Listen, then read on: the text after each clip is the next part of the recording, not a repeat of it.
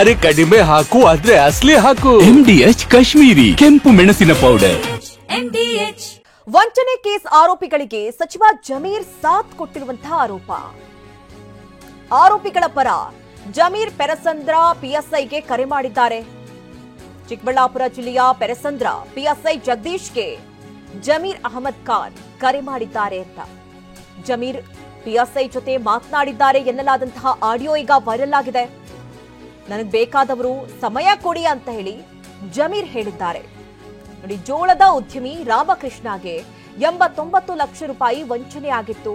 ಮೂವರ ವಿರುದ್ಧವಾಗಿ ಉದ್ಯಮಿ ರಾಮಕೃಷ್ಣ ದೂರನ್ನ ದಾಖಲಿಸಿದ್ರು.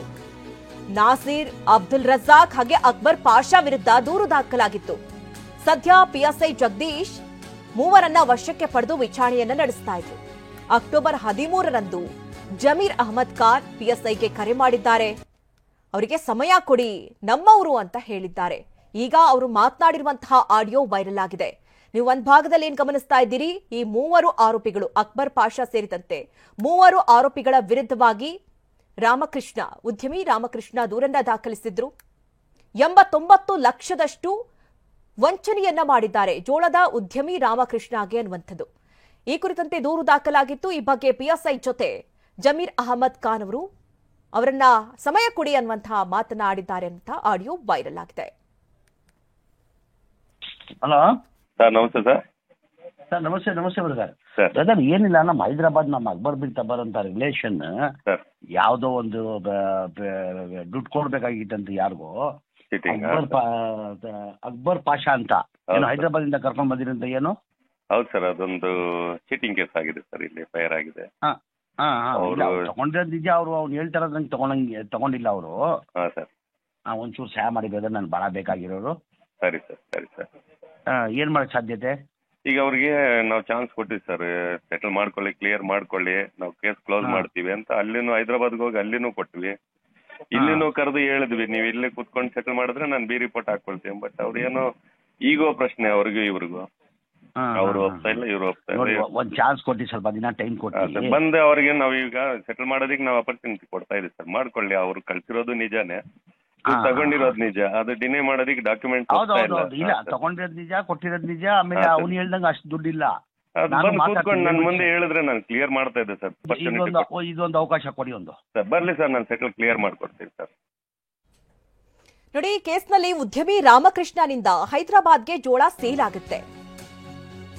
ಈಗೇನ್ ದೂರನ್ನ ದಾಖಲಿಸಿದ್ದಾರೆ ರಾಮಕೃಷ್ಣ ಅವರು, ಹೈದರಾಬಾದ್ಗೆ ಜೋಳವನ್ನ ಸೇಲ್ ಮಾಡ್ತಾರೆ. ತರಾತುರಿಯಲ್ಲಿ ಪಾಪ್ಕಾರ್ನ್ ಜೋಳವನ್ನ ಮಾರಾಟ ಮಾಡಲಾಗುತ್ತೆ. ಅಧಿಕವಾಗಿ ಪಾಪ್ಕಾರ್ನ್ ಜೋಳ ಸಂಗ್ರಹಿಸಿರುವ ಹಿನ್ನೆಲೆ ಗೋದಾಮು ಮೇಲೆ ಡಿಆರ್ಐ ಅಧಿಕಾರಿಗಳು ದಾಳಿಯನ್ನು ನಡೆಸುತ್ತಾರೆ. ಗೋದಾಮಿನಲ್ಲಿದ್ದ ಪಾಪ್ಕಾರ್ನ್ ಜೋಳ ಮಾರಾಟ ಆಗುತ್ತೆ. ಆ ಬಗ್ಗೆ ಮುನ್ಸೂಚನೆ ಕೂಡ ಸಿಗುತ್ತೆ. ಹೈದರಾಬಾದ್ನ ಅಕ್ಬರ್ ಪಾಷಾನಿಂದ ಜೋಳ ಮಾರಾಟವಾಗುತ್ತೆ. ಪಾಪ್ಕಾರ್ನ್ ಜೋಳ ಖರೀದಿಸಿ ಹಣ ನೀಡಿಲ್ಲ ಅನ್ನುವಂತಹ ಆರೋಪ. ಅಕ್ಬರ್ ಪಾಷಾ ಹಾಗೂ ಸಹೋದರರ ವಿರುದ್ಧವಾಗಿ ದೂರನ್ನ ನೀಡ್ತಾರೆ ರಾಮಕೃಷ್ಣ. ಚಿಕ್ಕಬಳ್ಳಾಪುರದ ಪೆರಸಂದ್ರ ಠಾಣೆಯಲ್ಲಿ ದೂರು ದಾಖಲಾಗುತ್ತೆ. ಇವರು ಜೋಳದ ಉದ್ಯಮಿ ರಾಮಕೃಷ್ಣ ಹೈದರಾಬಾದ್ಗೆ ಜೋಳವನ್ನ ಸೇಲ್ ಮಾಡ್ತಾರೆ. ತರಾತುರಿಯಲ್ಲಿ ಪಾಪ್ಕಾರ್ನ್ ಜೋಳವನ್ನ ಮಾರಾಟ ಮಾಡ್ತಾರೆ.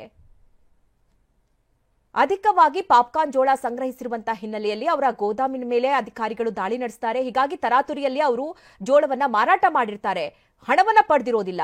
ಆ ಹಣವನ್ನ ಕೊಟ್ಟಿಲ್ಲ ಅನ್ನುವಂತಹ ಕಾರಣಕ್ಕಾಗಿ ಇವರು ದೂರನ್ನ ದಾಖಲಿಸುತ್ತಾರೆ. ಆ ಬಗ್ಗೆಯೇ ಜಮೀರ್ ಅಹಮದ್ ಖಾನ್ ಅವರು ಮಾತನಾಡಿದ್ದಾರೆ. ನಾನು ಸುಮಾರು 1 ವರ್ಷದಿಂದ ಅವ್ರು ನನ್ನ ಹತ್ರ ವ್ಯಾಪಾರ ಮಾಡ್ತಾ ಇದ್ದಾರೆ. ಅಕ್ಬರ್, ನಾಸೀರ್, ಸದಾಮ್ ಅಂತ 3 ಜನ ಅಣ್ತಮ್ಮಂದ್ರು. ಮೂಲ ನಮ್ಮ ಚಿಕ್ಕಬಳ್ಳಾಪುರನೇ ಅವ್ರದ್ದು. 1.5 ವರ್ಷದಿಂದ ನನ್ನ ಹತ್ರ ವ್ಯವಹಾರ ಮಾಡ್ತಾ ಇದ್ದಾರೆ. ಮಾಲ್ ತಗೊಳ್ಳೋದು ಕೊಡೋದು ಮಾಡ್ತಾ ಇದ್ರು. ಇವಾಗ ಜಾಸ್ತಿ ಅಮೌಂಟ್ ಆಗಿಬಿಟ್ಟಿದೆ. 1,89 ಲಕ್ಷದ ಐಟಮ್ ಹೋದ್ಮೇಲೆ ಇವಾಗ ಅವರು ಆ ದುಡ್ಡನ್ನ ಎತ್ಕೊಂಡೋಗಿ ಎಲ್ಲೋ ಅಪಾರ್ಟ್ಮೆಂಟ್ ತಗೊಂಡಿದ್ದಾರೆ ಅಂತ ನನಗೆ ನಿನ್ನೆ ಮಾಹಿತಿ, ಅಲ್ಲಿ ಲೋಕಲ್ ಮಾಹಿತಿ ಕೊಟ್ಟಿದ್ದಾರೆ. ಚಿಕ್ಕಬಳ್ಳಾಪುರ ತಾಲೂಕಲ್ಲಿ ಟೋಟಲ್ ಆಗಿ ಒಂದು 20-25 ಜನಕ್ಕೆ ಮುನ್ಸಿಬಿಟ್ಟಿದ್ದಾರೆ. ದೊಡ್ಡ ಅಪಾರ್ಟ್ಮೆಂಟ್ಗಳು ಕಟ್ಕೊಂಡಿದ್ದಾರೆ. ಇಲ್ಲಿ ಜನ ಪಾಪ ಯಾಮಾರಿಸ್ಬಿಟ್ಟು 100 ರೂಪಾಯಿ ಈ ಬಗ್ಗೆ ಹೆಚ್ಚಿನ ಡೀಟೇಲ್ಸ್ ಅನ್ನ ನೀಡ್ತಾರೆ ನಮ್ಮ ಪ್ರತಿನಿಧಿ ಎಸ್ ಪಾಟೀಲ್. ಗಮನಿಸ್ತಾ ಇರೋ ಹಾಗೆ ಇಲ್ಲಿ ಒಬ್ಬ ಉದ್ಯಮಿ ತಮ್ಮ ಏನು ಜೋಳ ಇದೆ ಅದನ್ನ ಮಾರಾಟ ಮಾಡಿದ್ದಾರೆ, ಆದ್ರೆ ಅದರ ಹಣವನ್ನ ಪಡೆದುಕೊಂಡಿಲ್ಲ. ತರಾತುರಿಯಲ್ಲಿ ಮಾರಾಟ ಮಾಡಿದಂತಹ ಕಾರಣಕ್ಕಾಗಿ ಹಣ ಆಮೇಲೆ ಕೊಡ್ತಾರೆ ಅಂತ ಹೇಳಿ ಕಾದಿದ್ದಾರೆ. ಆದ್ರೆ ಇದುವರೆಗೂ ಕೂಡ ಹಣ ಸೆಟಲ್ ಆಗಿಲ್ಲ ಅನ್ನುವಂತಹ ವಿಚಾರದಲ್ಲಿ ದೂರು ಕೊಟ್ಟಿದ್ರು. ಆದ್ರೆ ಈ ಬಗ್ಗೆ ಜಮೀರ್ ಅಹಮದ್ ಖಾನ್ ಅವರು ಅಲ್ಲಿ ಸಮಯ ಕೊಡಿ ನಮ್ ಕಡೆಯವರು ಅಂತ ಮಾತಾಡಿರುವಂತಹ ಆಡಿಯೋ ಏನು ವೈರಲ್ ಆಗ್ತಾ ಇದೆ, ಏನ್ ಡೀಟೇಲ್ಸ್ ಸಿಗ್ತಾ ಇದೆ ಈ ಬಗ್ಗೆ? ಸದ್ಯ ಯಾವ ರೀತಿ ಇದು ಪ್ರೊಸೆಸ್ ನಡೀತಾ ಇದೆ ಪಾಟೀಲ್?